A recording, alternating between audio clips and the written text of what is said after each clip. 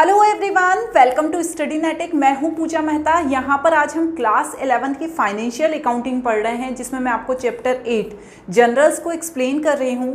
Generals का introduction video में बना चुकी हूं। फर्स्ट एंड सेकंड नंबर के क्वेश्चंस भी हम कर चुके हैं किसमें, हमारे प्रीवियस वीडियो में। यदि वो वीडियो नहीं देखा है तो मेरी प्लेलिस्ट में चले जाना, वहाँ पर आपको वो वीडियो मिल जाएगा। आज हम क्वेश्चन नंबर 3 से स्टार्ट कर रहे हैं, तो हम स्टार्ट करते हैं। लेकिन चैनल को सब्सक्राइब करना बिल्कुल मत भूलना। यदि मेरे वीडियोस देखकर आप स्टडीज़ कर रहे हैं तो प्लीज़ चैनल को ज़रूर सब्सक्राइब करना। अपने जितने भी फ्रेंड्स हैं उनके साथ भी शेयर कर देना।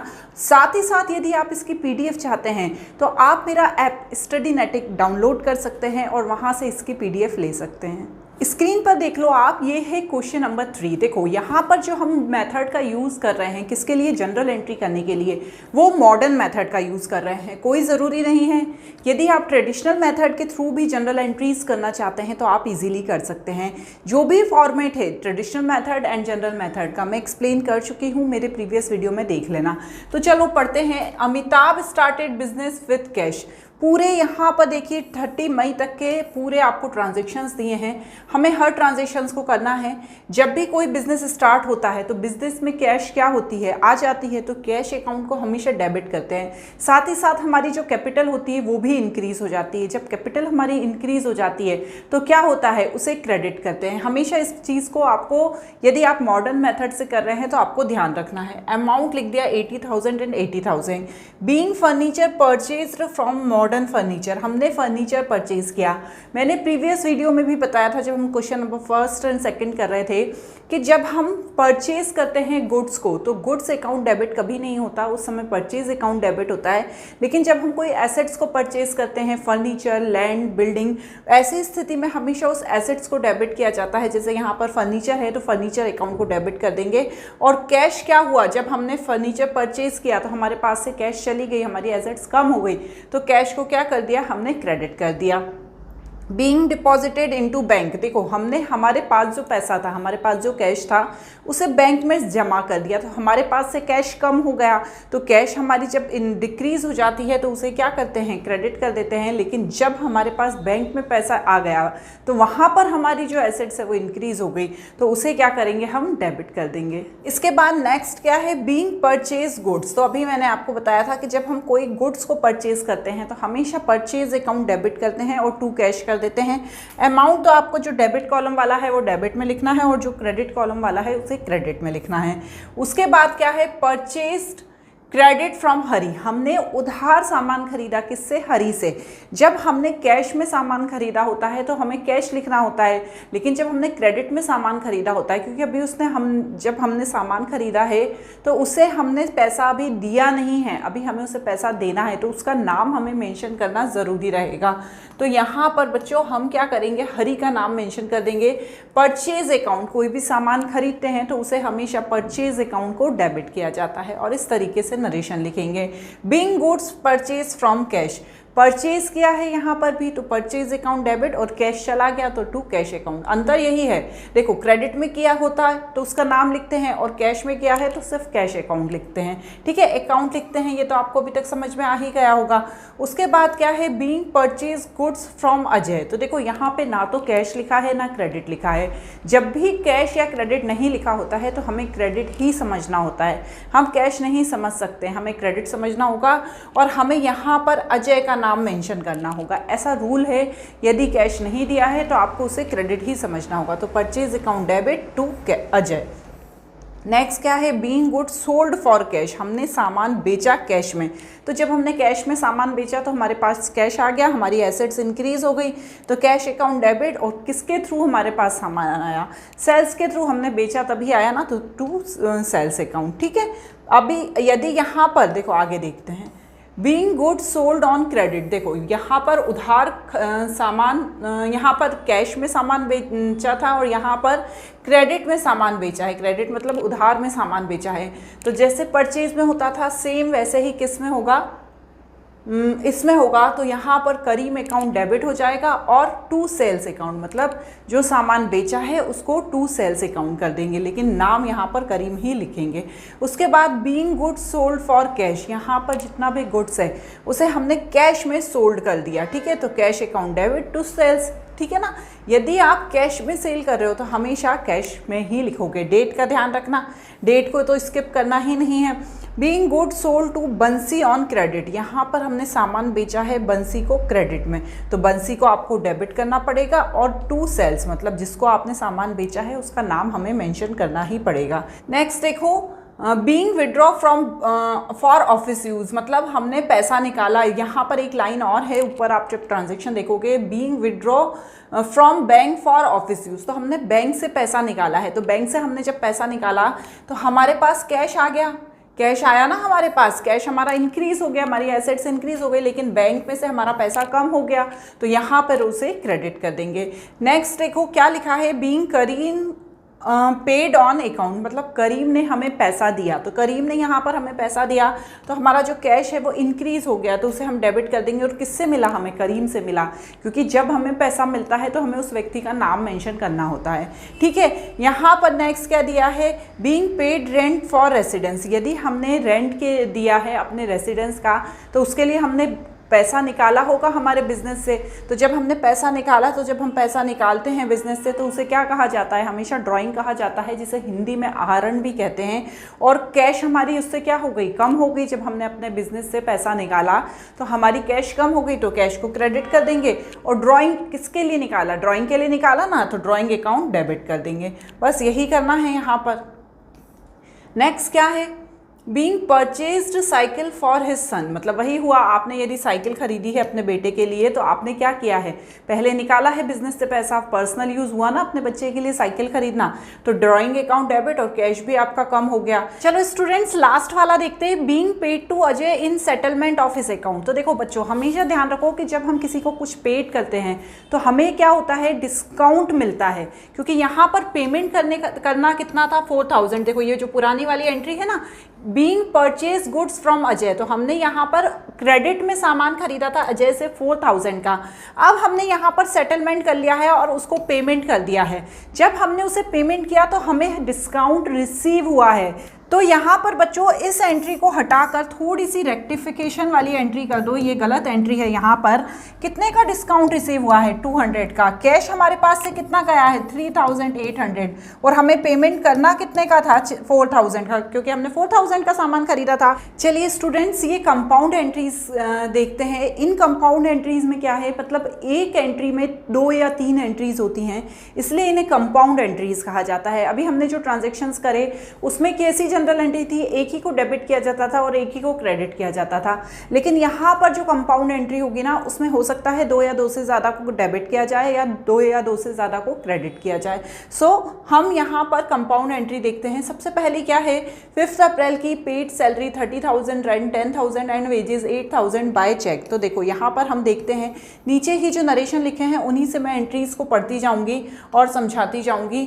देखो salary, rent and wages paid किया, तो देखो जब हम इन सबको पेड करेंगे तो क्या होगा, हमारे पास से हमारा पैसा कम हो जाएगा, हमारी एसेट्स कम हो जाएगी।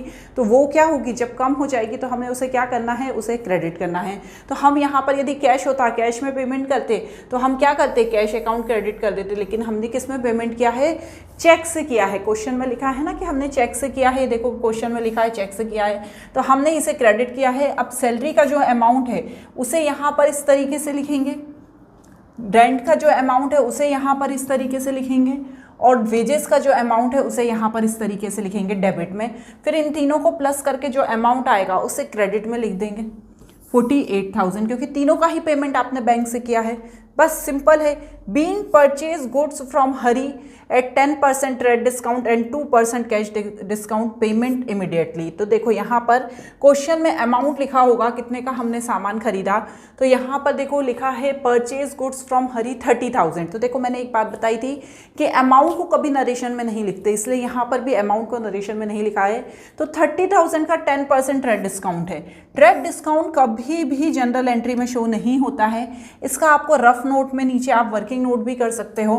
30,000 का कितना था, 10% मीन्स 3,000। जब मैं 3,000 को माइनस करूंगी तो कितना आया, 27,000। 27,000 का 2%, ठीक है, कितना 2% कैश डिस्काउंट, तो 27 का 2% यहाँ पर भी निकला हुआ रखा है, 560 आया, ठीक है। तो यहाँ पर जो बचा हुआ अमाउंट है 26460 माइनस करने पे आया 26460, उसे लिखेंगे। तो यहाँ पर जो मेन अमाउंट लिखेंगे, यहाँ पर 30,000 नहीं लिखेंगे, हमेशा ट्रेड डिस्काउंट को माइनस करने पर जो अमाउंट आता है उसे ही लिखा जाता है, उसे लिखेंगे। और यहाँ पर देखो हमने सामान परचेज किया है, तो जब हम सामान परचेज करते हैं, ठीक है, तो हम क्या करते हैं, पेमेंट करते हैं, तो कैश हमारे पास से चला जाता है, तो कैश अकाउंट को मुझे क्रेडिट करना पड़ेगा, और मुझे डिस्काउंट रिसीव होता है, तो डिस्काउंट रिसीव्ड को भी मुझे क्रेडिट करना पड़ेगा। तो यहाँ पर कैश अकाउंट को जब मैं क्रेडिट करूंगी तो 26460 से करूंगी, और डिस्काउंट रिसीव को 540 से करूंगी, और 27,000 यहाँ पर अमाउंट आएगा। इस तरीके से यहाँ नहीं करना, इससे चाहो तो आप वर्किंग नोट में नीचे कर सकते हो। क्लियर। अब नेक्स्ट देख लेते हैं, being paid to Raju 5,000 and cash and 7,000 by cheque. तो देखो बच्चों यहाँ पर ये अमाउंट नहीं लिखना, ठीक है, कैश एंड चेक लिख देना। अब राजू को पेड किया गया है, तो राजू कौन है, जिसके पास पैसा पहुंचा है, तो उसे डेबिट कर देंगे। To cash and to bank, दोनों में ही से ही हमारी एसेट्स कम हो गई है। तो कैश कितना दिया है हमने, कैश दिया है 5,000, और बैंक कितना दिया हुआ है हमने 7,000, जो क्लियरली लिखा है। तो ये दोनों हमने दिया है, तो ये हमारी एसेट्स को कम कर रहा है। नेक्स्ट क्या दिया हुआ है, Being goods sold to Roma 5,000 at 20% trade discount, half of the payment received immediately। तो देखो ध्यान से समझो इस वाले ट्रांजेक्शन को, कि यहाँ पर सामान बेचा था रोमा को 5,000 का, 20% ट्रेड डिस्काउंट, मतलब हमने बेचा था तो हमने उसे दिया, हमने डिस्काउंट अलाउ किया, हमने सामान बेचा, तो 5,000 का 20% कितना हुआ, 5,000 का 20% 1,000। क्लियर, मतलब 4,000, ट्रेड डिस्काउंट को माइनस करने के बाद कितना आया 4,000, तो वही 4,000 हमने यहाँ पर लिख दिया। अब ये बोल रहे हैं कि हमने रोमा ने 4,000 में से, ठीक है, half of the payment received immediately, तो 4,000 में से 2,000 उसने हमें तुरंत ही पेमेंट कर दिया। तो रोमा से हमें कितना रिसीव हो गया, तुरंत 2,000 रुपीज़ हो गया। अब इसके बाद यहाँ पर बच्चों देखो एक चीज़ शायद मिसिंग है यहाँ पर, कि 3% डिस्काउंट क्या है, कैश डिस्काउंट भी है। देखो क्वेश्चन में लिखा है 3%, यहाँ पर लिखने से रह गया, 3% कैश डिस्काउंट भी है। तो यहाँ पर 2,000 तो हमें इमीडिएटली मिल गया, तो बचा हुआ जो 2,000 है उसका कितना परसेंट, 3%, उसका 3% हमें कैश डिस्काउंट देना है। तो यहाँ पर क्योंकि क्या हुआ है, ये हमने सामान बेचा है, तो यहाँ पर हमने डिस्काउंट अलाउ किया है, तो 60 रुपीज़ डिस्काउंट अलाउड, और यहाँ पर उसे टोटल कितना पेमेंट करना रहेगा, 1940 का, ठीक है ना। तो ये चीज़ को आपको ध्यान रखना है कि जब हम कोई सामान बेचते हैं तब हम डिस्काउंट अलाउ करते हैं, और जब कोई सामान खरीदते हैं तब हम डिस्काउंट रिसीव करते हैं। डिस्काउंट अलाउ जो होता है बच्चों हमेशा ही डेबिट किया जाता है, और डिस्काउंट रिसीव जो है हमेशा ही क्रेडिट किया जाता है। देखो अभी हमने ऊपर वाले क्वेश्चन में भी किया था, तो उसमें क्या हुआ था, डिस्काउंट रिसीव को क्रेडिट किया था, डिस्काउंट अलाउ को डेबिट किया था। जब आप धीरे धीरे एंट्रीज करते जाओगे तो आपको समझ में आती जाएगी। नेक्स्ट क्या दी हुई है, देखो good sold Ramesh for 8,000, he paid 5,000 by cheque, ठीक है ना। तो हमने सामान रमेश को बेचा, ठीक है, तो रमेश से हमें 5,000 रुपये तुरंत ही चेक से मिल गए, तो रमेश अकाउंट डेबिट कर दिया। यहाँ पर देखो अमाउंट ऊपर नीचे हो गया है, Ramesh account debit, bank account debit to sales account. तो हमने बेचा कितना का सामान, हमने टोटल उसको 8,000 का सामान बेचा, जिसमें से तुरंत उसने हमें कितना पेमेंट कर दिया, 5,000 रुपये का, तुरंत कितना पेमेंट कर दिया उसने हमें 5,000 का चेक से। तो चेक से किया है तो हमने बैंक अकाउंट को क्या करा, बैंक अकाउंट को डेबिट कर दिया, तो 5,000 का ये यहाँ पर आ गया। और ये जो रमेश से अभी लेना कितना है, इससे अभी हमें 3,000 लेना है, ठीक है ना। ये अमाउंट आप चाहे यहाँ से, इसको मैं काट के रमेश अकाउंट यहाँ लिख देती हूँ, ठीक है। तो रमेश से अभी हमें लेना कितना है, 3,000 लेना है, 5,000 उसने, 5,000 उसने तुरंत चेक से दे दिया, एंड टू सेल्स अकाउंट मतलब हमने बेचा कितने का, 8,000 का। क्लियर हो गया। नेक्स्ट क्या है, एडिशनल कैपिटल इंट्रोड्यूस, यहाँ पर 10,000 की एडिशनल कैपिटल इंट्रोड्यूस करी, साथ ही साथ एक डिलीवरी वैन भी दी, वो 50,000 की दी। तो जब आप कोई पर्सनल एसेट्स बिजनेस के यूज़ के लिए दे देते हो तो यहाँ पर उसको भी बताना पड़ता है। तो कैश भी आ गई, डिलीवरी वैन भी आ गई, और कैपिटल भी इंक्रीज हो गई। जब कैपिटल इंक्रीज हो जाती है तो उसे क्या करते हैं बच्चों, उसे क्रेडिट कर देते हैं। नेक्स्ट क्या है, 26 अप्रैल का, cash paid to Anil discount receive. Anil को हमने पेमेंट किया है, क्यों? क्योंकि अनिल से हमने कभी कुछ सामान खरीदा होगा, तो अनिल को अब हमने पेमेंट किया है। कितना पेमेंट किया है हमने? 975, और 25 रुपीज़ हमें उसने डिस्काउंट दे दिया, क्योंकि भैया हमें उसको पेमेंट करना था, उसने 25 का हमें डिस्काउंट दे दिया है। तो यहाँ पर इसी तरह से एंट्री होगी, Anil account debit to cash account to discount received account. इसके बाद है बीइंग पेड टू राजू, ठीक है, 1000 in cash and 2000 by cheque. तो हमने यहाँ पर राजू को पेमेंट किया, तो कैश और बैंक दोनों के थ्रू किया है, तो 1000 कैश के चले गए और 2000 हमारे बैंक से चले गए, इसलिए हमारी दोनों ही एसेट्स कम हो गई, डिक्रीज हो गई, इसलिए इन दोनों को क्रेडिट कर देंगे, और राजू के पास चली गई तो राजू को डेबिट कर देंगे। नेक्स्ट क्या दिया हुआ है? अप्रैल 30 का पेड, ठीक है, ये लास्ट वाला है, दोनों ही अप्रैल 30 के थे। लास्ट वाला है paid 4800 to Mohan settlement of his account of 5000। मतलब क्या हुआ, हमें 5000 रुपये देने थे, किसको? राजू को देने थे, क्या नाम था? मोहन को देने थे, सॉरी ये मोहन है, मोहन को देने थे, और देने थे 5000, लेकिन हमारा जो सेटलमेंट हुआ वो 4800 में हुआ। मतलब क्या हुआ, आपको समझ लेना चाहिए कि आपको डिस्काउंट मिल गया, तो यहाँ पर आपका डिस्काउंट रिसीव हो गया 200 का। क्लियर हो गया? मैं कोशिश करती हूँ कि आपको अच्छे से एक्सप्लेन कर सकूँ, फिर भी यदि आपको कोई डाउट हो तो आप कमेंट बॉक्स में पूछ लेना। क्लियर?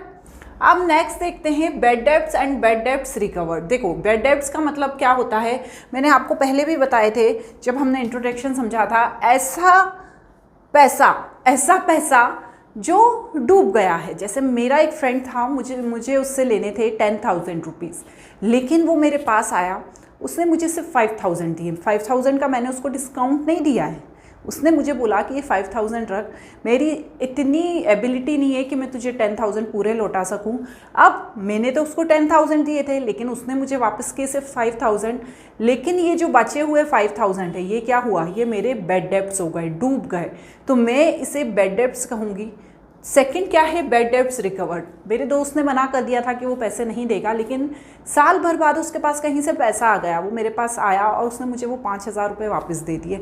तो ये जो मेरे बैड डेब्ट्स हो गए थे, पैसा डूब गया था, ये वापस रिकवर हो गया, तो इसे क्या कहेंगे? Bad debts recover. तो बस उसी की एंट्रीज हैं। Mohan is declare insolvent, received first and final dividend from his official receiver 50 paisa in rupees against a डेप्ट ऑफ 5000। 50 पैसा का मतलब होता है बच्चों आधा, ठीक है, जो अभी मैं बता रही थी। 1 रुपया लेना था, उसमें से हमें 50 पैसा ही मिला। तो यहाँ पर मोहन डिक्लेयर हो गया था इंसॉल्वेंट, उससे हमें 5000 रुपीज़ रिसीव हुआ, उससे हमें 5000 में से 50 पैसा रिसीव हुआ, मतलब आधा ही पैसा रिसीव हुआ।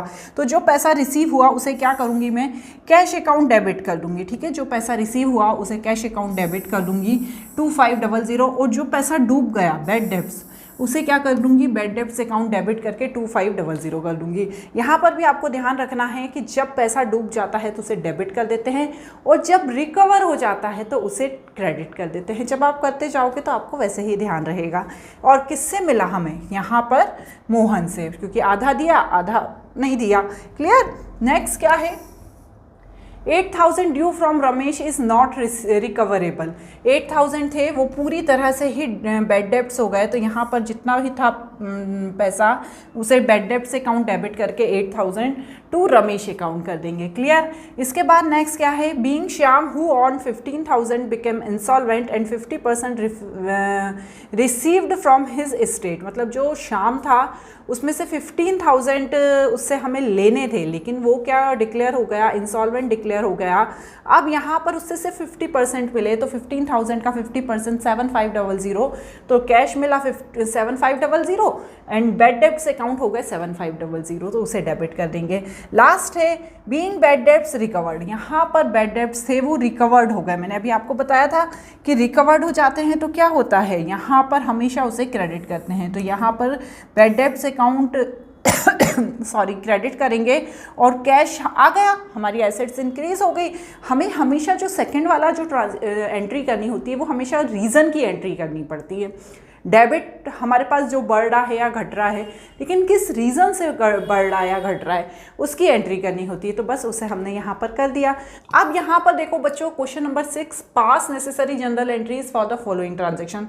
ये जो सारी एंट्री है ये बैंकिंग ट्रांजेक्शन्स की एंट्री है, तो ध्यान से समझते जाते हैं इसको। हमने बैंक में डिपॉजिट किया, ठीक है, तो बैंक में पैसा चला गया तो bank account debit to cash account, और कैश हमारे पास से कम हो गई, जब हमारी कैश डिक्रीज हो जाती है तो उसे हमेशा क्रेडिट करते हैं, तो उसे क्रेडिट कर दिया। इसके बाद नेक्स्ट क्या है, being cash withdraw from bank, हमने बैंक से कैश को विड्रॉ करा तो क्या हुआ, हमारे पास कैश आ गया। ठीक है, बैंक से जब विड्रॉ करने की बात होती है ना बच्चों, तो ध्यान रखना कि ड्रॉइंग अकाउंट डेबिट नहीं होगा, बैंक से निकाल रहे हैं हम हमारे बिजनेस से नहीं निकाल रहे हैं पर्सनल यूज़ के लिए। हमेशा हम जब कैश बैंक से निकाल रहे हैं तो हो सकता है हमें कैश की बिजनेस में नीड हो, उसके लिए हम निकाल रहे हैं, तो cash account debit to bank account कर देंगे। उसके बाद बीइंग वेजेस पेड, जब हम वेजेस पेड करते हैं तो हमारे पास से पैसा कम हो जाता है। अब यहाँ पर बैंक अकाउंट क्यों आया है, क्योंकि यहाँ पर क्वेश्चन में ही दिया है कि ये सारे बैंकिंग ट्रांजेक्शन ही हैं। ठीक है, यदि आपको अलग से ऐसा कि इस तरह से कुछ दिया होता तो आपको क्या करना होता, देखो लिखा ही है वैसे भी, being wages paid by cheque, यहाँ पे नहीं लिखा, चेक से लिखा है, तो हमने क्या किया, वेजेस अकाउंट डेबिट, जिससे हमारा पैसा जा रहा है उसे डेबिट कर देंगे, और बैंक से हमारा पैसा कम हो रहा है इसलिए उसे क्रेडिट कर देंगे। Being cheque receive from Diwan and deposited in bank, तो हमें कितना दीवान से चेक मिला, 8500 का, हमने डिस्काउंट अलाउ किया 500 का। जब भी हम डिस्काउंट अलाउ करते हैं तो उसे हम डेबिट करते हैं बैंक अकाउंट, क्योंकि हमें चेक रिसीव हुआ है तो हमारे पास एसेट्स आ गई है, लेकिन चेक हुआ है। कैश होता तो यहाँ कैश अकाउंट डेबिट कर देती, लेकिन चेक हुआ है तो बैंक अकाउंट डेबिट कर दूंगी। यहाँ पर हमने डिस्काउंट अलाउ किया है, मतलब क्या हुआ है कि हमारे पास पैसा आया है तो बैंक अकाउंट डेबिट कर दिया।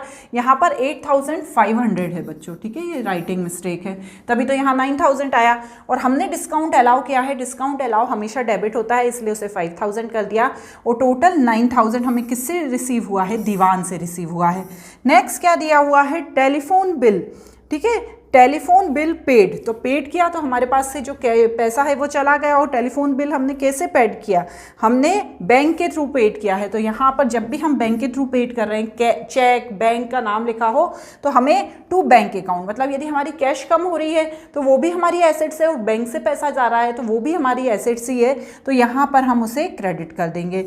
नेक्स्ट क्या दिया हुआ है, being cheque dishonour by bank, कभी कभी क्या होता है बैंक में चेक जमा कर दिया जाता है लेकिन वो डिसऑनर होता है। तो अब जब डिसऑनर होता है, जैसे दीवान ने हमें चेक दिया था, यहाँ पर देखो ऊपर दिया था, दीवान ने हमें चेक दिया था, उससे चेक रिसीव हुआ था, लेकिन चेक देने के बाद जब बैंक में गया तो देखा कि दीवान के अकाउंट में कोई पैसा ही नहीं है, तो बैंक ने उसे डिसऑनर कर दिया। अब डिसऑनर कर दिया तो क्या हुआ, वापस वो चेक कहाँ पर चला गया, दीवान के पास चला गया। किसके पास से, बैंक के पास से, क्योंकि हमारे पास तो है ही नहीं, चेक तो बैंक के पास है। अब जब बैंक वाले ने देखा कि जो दीवान ने दिया है पैसा, उसमें पैसा नहीं है, तो उसने वापस दीवान को दे दिया, तो दीवान के अकाउंट में 8500 आ जाएंगे और टू बैंक अकाउंट आ जाएगा। Being charges debited by bank, अब क्या हुआ, जब भी ये डिसऑनर होता है चेक, तो हमेशा उसके चार्जेस पे करने पड़ते हैं जिसका चेक डिसऑनर होता है। तो यहाँ पर अब बैंक में चार्जेस लगा दिए दीवान के ऊपर, तो bank charges account debit to bank. ठीक है, जो काम कर रहा है उसका नाम लिखना ज़रूरी है। जो मैं तुम पे एलिगेशन लगा रही हूँ तो मैं तुम्हारा नाम डेबिट कर दूंगी और मेरा नाम क्रेडिट कर दूंगी। क्यों, क्योंकि मैं लगाने वाली हूँ तो वही है, बैंक कौन है, करने वाला है। यहाँ पर बीइंग गुड्स सोल्ड, यहाँ पर सामान बेचा है, पूरी बैंकिंग ट्रांजैक्शन से रिलेटेड है। तो जब हमने सामान बेचा तो हमारे बैंक में पैसा आ गया। ठीक है, तो बैंक अकाउंट डेबिट, हमारी एसेट्स इंक्रीज हो गई to sales account. Being paid to Mohan in settle is account, तो हमने मोहन को पेमेंट करा। मैं एक बार बुक में पढ़ती हूँ क्या लिखी है entry, bank has paid insurance premium as per standing instruction. ठीक है ना, तो bank has paid insurance premium as per our standing instruction. तो यहाँ पर क्या हुआ, इंश्योरेंस प्रीमियम बैंक के द्वारा चुकाया गया, मतलब हमारा इंश्योरेंस था वो बैंक के द्वारा चुकाया गया, तो इंश्योरेंस प्रीमियम अकाउंट डेबिट, और किसके द्वारा चुकाया गया, बैंक के द्वारा 1800 का। नेक्स्ट क्या है, being dividend paid by bank. देखो अब यहाँ पर लिखने की गलती हो गई है, यदि हमने पेड किया होता तो पेड करने में डिविडेंड अकाउंट डेबिट आता, लेकिन यहाँ पर क्वेश्चन में कलेक्टेड लिखा है बच्चों, ध्यान से देखना, कलेक्टेड। जब आप डिविडेंड कलेक्ट कर रहे हो तो आपके पास पैसा आ रहा है तो बैंक अकाउंट डेबिट करेंगे और टू डिविडेंड अकाउंट करेंगे। यदि हम पेड कर रहे होते तो डिविडेंड अकाउंट डेबिट करते, टू बैंक अकाउंट करते। तो आई होप आपको ये एंट्री समझ में आ रही होंगी। कुछ डाउट होगा तो कमेंट बॉक्स में पूछ लेना। आज के लिए इतना ही, अगले क्वेश्चंस के लिए मेरे प्लेलिस्ट को वॉच करते रहें।